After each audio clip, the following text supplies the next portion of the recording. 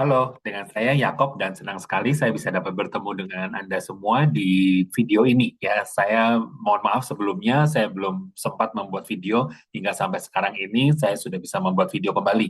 Nah, di video kali ini yang saya akan bahas adalah berbicara mengenai ethics, kemudian privacy, dan juga dengan information security. Ya, jadi ada tiga hal yang akan saya bahas di sini.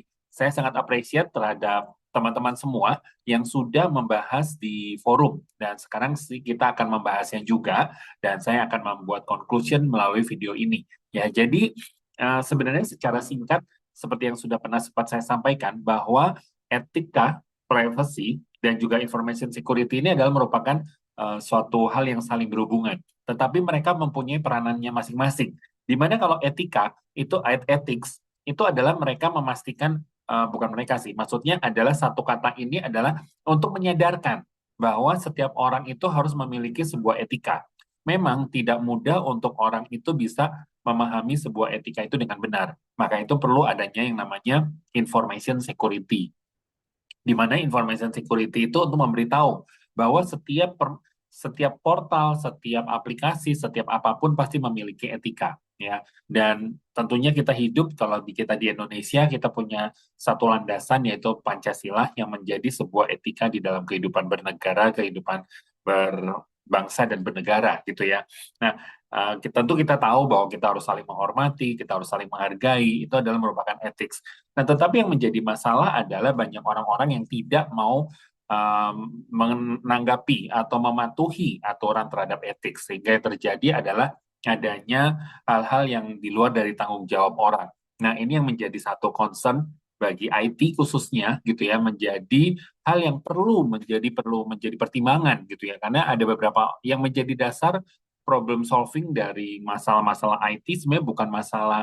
Ya memang ada sih masalah teknikal gitu ya. Tetapi yang paling menjadi hal yang paling problem adalah masalah orang gitu ya. Nah, makanya di sesi 3 kita bahas adalah bicara mengenai etikanya gitu ya. Nah, oleh karena itu kita akan coba bahas ketiga hal ini, etika, privacy, dan juga information security. Kalau privacy mungkin kita sudah tahu bahwa banyak hal saat ini yang kita perlu concern terhadap privacy, terhadap bagaimana menjaga sebuah hak orang lain atau hak data, yaitu privasi orang di dalam mengakses setiap portal atau aplikasi gitu ya. Nah, kita akan coba bahas ya. Jadi saya akan langsung membuka forum di Binus Maya dan kemudian saya akan coba buka dari ini ya. Nah, semoga sudah ya. Nah, ini adalah sesi ketiga kita gitu ya, yaitu bicara mengenai privacy, ethics, dan juga information security. Supaya kita tidak terlalu berlama, maka saya akan langsung bahasnya di tempat ini juga gitu ya. Nah, bertiga langsung secara bersama di video ini gitu ya. Nah, sorry, kenapa saya ke privacy dulu ya? Nah, saya coba ke ethics dulu ya. Nah, karena topik pertama kita ada etika gitu ya. Nah, seperti yang ini, tren yang pada sistem informasi yang perlu ada kecepatan dalam melakukan pengelolaan data, biaya penyimpanan data yang terjadi, analisis data setelah melakukan pengelolaan data, dan pengaruh dalam analisis data. Ya, nah saya ingin agar kita tuh bisa ngerti gitu ya mengenai empat hal ini gitu di dalam etika. Karena berbicara mengenai informasi, ya berbicara mengenai sistem informasi, apalagi kita bicara mengenai information system concept gitu ya, mata kuliah kita ini kan information system concept, maka yang penting adalah bagaimana pengelolaan data gitu ya. Etika itu adalah bagaimana sebuah data yang harusnya disimpan dengan baik dan kemudian bisa dapat disampaikan gitu ya ke orang-orang yang tertentu yang membutuhkan tentunya gitu ya. Nah, kita coba di sini saya sudah meminta mengapa kita perlu adanya etika pada information system. Nah, ini sudah tadi kemarin ini sudah sempat kita baca. Sebelum saya menjelaskan lebih lanjut, kira-kira dari empat hal di atas, menurut yang mana sih dari kalian yang etika zaman sekarang ini dalam hal etika adalah sesuatu yang sangat penting? Ya, saya empat-empatnya ini penting gitu ya, empat-empatnya ini penting. Tetapi saya ingin melihat dimensi dari setiap teman-teman yang sudah membaca ini mana sih menurut teman-teman lebih dalam gitu ya. Nah, oke. Di Jamariel mengatakan bahwa etika diperlukan dalam sistem informasi, etika dalam sistem informasi memastikan bahwa data diproses dan digunakan dengan cara adil, betul, bertanggung jawab dan melindungi hak individu, betul ya. Contohnya termasuk penerapan kebijakan privasi. Nah, ada privasi juga ya, makanya saling berkaitan ya. Melakukan adil dalam analisis data dan transparansi dalam penggunaan informasi untuk mencegah eksploitasi data individu. Ya, makanya memang akhirnya berhubungan uh, dengan privasi ya. Nah, kemudian dari Maya mengatakan bahwa dari 4 hal yang disebutkan dalam pertanyaan mengenai tren sistem informasi, maka analisis data setelah melakukan pengelolaan data dan pengaruh dalam analisis data adalah dua aspek yang sangat sangat berkaitan. Betul ya, Maya. Betul banget karena memang ya empat-empatnya sebenarnya penting gitu ya. Tetapi suatu saat analisis data yang hasil dari pengelolaan analisis data dan juga di dalam pengaruh dalam analisis data itu juga menjadi hal yang penting juga gitu ya. Makanya kita harus perlu memahami suatu saat informasi itu sudah jadi, sudah bisa digunakan. Nah, itu harus menjadi hal yang penting untuk harus kita jaga gitu ya. Makanya secara etika bagaimana kita menyadarkan orang gitu ya. Nah, terima kasih ya Maya. Kemudian Sekar dalam konteks etika sistem informasi keempat res memiliki relasi yang penting. Namun yang paling mendesak dan perlu menjadi perhatian adalah pengaruh dalam analisis data. Betul ya, seperti yang tadi disampaikan. Dan memang ya karena di era digital saat ini banyak organisasi dan pemerintah menggunakan analisa data untuk membuat keputusan penting. Betul banget Sekar ya. Bagus ya. Thank you, terima kasih untuk Helga. Etika dalam sistem informasi sangat penting. Ya betul, karena melibatkan tanggung jawab dalam mengelola dan melindungi data yang dianggap aset berharga. Ya, nah yang dari 4 tren yang disebutkan, pengaruh dalam analisis data menjadi hal yang paling krusial dan dalam konteks etika, betul ya. Memang sebenarnya empat-empatnya, tapi saya ingin melihat dari setiap dimensi dari teman-teman gitu ya. Karena hasil analisis data bisa digunakan untuk pengambilan keputusan, betul ya, sama seperti tadi, bisa untuk pengambilan keputusan, kebijakan publik, serta strategi bisnis ya. Oke, good. Kemudian, terima kasih ya tadi Helga. Nah, kemudian Ilham. Kalau ngomongin etika dalam sistem informasi dari 4 tren yang disebutkan, menurut aku yang paling penting itu adalah pengaruh dalam analisis data. Ya, betul ya. Eh, karena hasil dari apa yang sudah diinformasikan menjadi pengaruh juga gitu ya. Makanya hal etika yang harus diperhatikan pengaruh dalam analisis data, kecepatan, biaya penyimpanan data, dan analisis data setelah pengelolaan. Ya, betul ya. Jadi benar, terima kasih juga untuk Ilham sudah memberikan informasi. Nah, kemudian dari Yan Kurnia. Menurut saya analisis data setelah melakukan pengelolaan data sangat penting, betul ya. Memang empat-empatnya itu penting gitu ya. Jadi memang itu menjadi satu hal yang sangat mendasar ya suatu saat kita menggunakan sistem informasi khususnya ya. Nah, jadi analisis data setelah melakukan pengelolaan data penting karena terkait privasi dan perlindungan data, transparansi dan akuntabilitas serta pengaruh sosial dan ekonomi. Betul banget ya. Terima kasih banyak Yan. Kemudian masuk ke Juanita. Juanita juga mengatakan bahwa analisis data setelah melakukan pengelolaan data ya kelihatannya hampir sebagian besar memiliki dimensi yaitu analisis data, betul ya. Biarpun memang sebenarnya empat-empatnya penting gitu ya, tapi memang dari kalian sepertinya saya melihat dimensi terhadap analisis data ini menjadi satu hal penting. Makanya kenapa ada bagian data scientist gitu ya, karena memang data itu akan menjadi satu hal yang penting gitu ya untuk bisa dapat dikelola nantinya atau hasil dari pengelolaan data pun juga menjadi hal yang informasi yang penting dan itu harus dijaga secara etik ya. Nah, terima kasih banyak ya Juanita. Nah, kemudian Anastasia juga mengatakan menurut saya dari keempat tren analisis data setelah melakukan pengelolaan data adalah hal yang sangat penting ya. Jadi analisis datanya juga menjadi hal yang sangat penting gitu ya. Hasil analisis data bisa saja bias jika datanya tidak netral, sehingga menciptakan ketidakadilan, terutama di masyarakat Indonesia. Ya, masalah lain adalah kurangnya transparansi, betul, ya, karena banyak orang tidak tahu bagaimana data mereka diproses dan digunakan. Ya, good, thank you, Anastasia. Dan kemudian menurut pandangan Bayu bahwa analisis data merupakan hal yang sangat penting dalam konteks etika di dalam sistem informasi. Ya, sebagai contoh yang adalah baru-baru ini, sebagaimana diketahui dalam perhitungan pilkada serentak pada 27 November kemarin akan mengalami simpang siur data apabila perhitungan quick count-nya yang dilaksanakan oleh beberapa lembaga survei tidak menerapkan privasi dan keamanan data. Ya, nah terima kasih banyak Bayu. Jadi memang ini sama-sama menyinggung bahwa memang etika itu harus sama-sama berkaitan dengan privacy gitu ya, dengan bagaimana sistem informasi dan information security juga bisa dapat digunakan dengan maksimal ya. Jadi memang saya setuju banget dengan pernyataan teman-teman semua ya.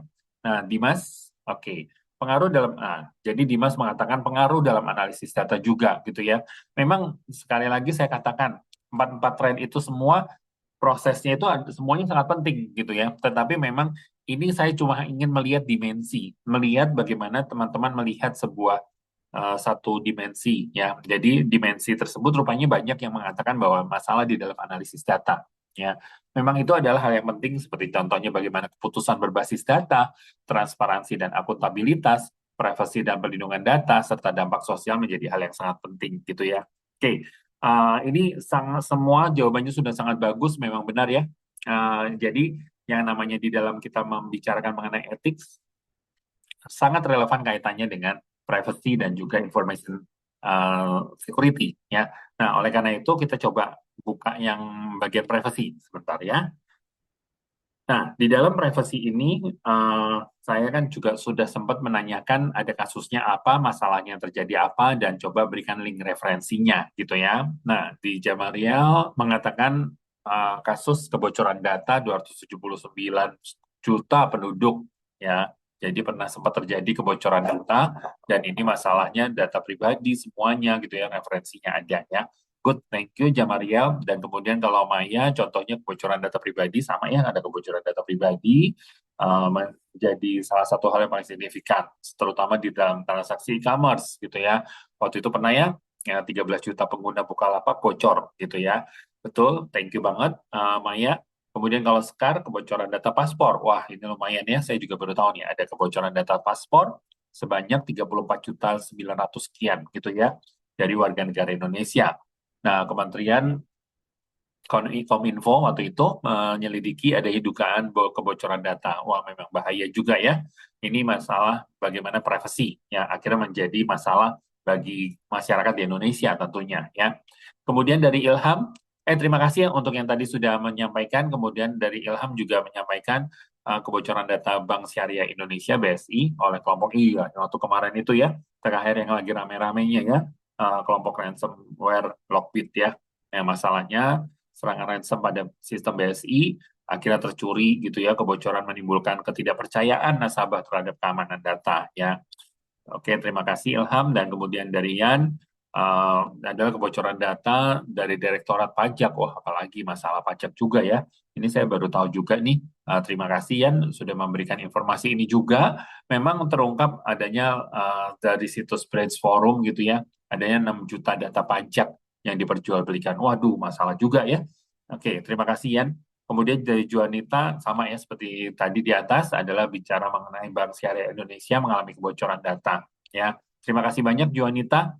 Dan kemudian Anastasia juga mengatakan, oh data pusat data nasional ya, dari 2021 sampai 2024 dijual sebesar 1,98 miliar di dark web gitu ya. Wah, memang hal ini memang menjadi masalah ya di Indonesia gitu ya. Di Indonesia banyak sekali permasalahan-permasalahan yang terjadi gitu ya. Karena memang itulah yang menjadi masalah di Indonesia ya. Makanya dengan adanya sistem information security yang matang, maka bisa memberikan manfaat yang besar juga, khususnya dalam hal bagaimana mereka menanggapi sebuah etika dan juga privacy gitu ya. Nah, dari Bayu, dengan dugaan kebocoran data ASN yang dijual ke forum hacker yang sama seperti tadi ya. Wah, makanya ini memang jadi masalah ya. Terima kasih banyak Bayu sudah memberikan informasi ini gitu ya. Yang memang ada data ASN gitu ya. Uh, Tidak cuma hanya personal data pribadi, tapi juga ada ASN ya. Nah, terima kasih Bayu. Kemudian Dimas juga, wah ini sama ya.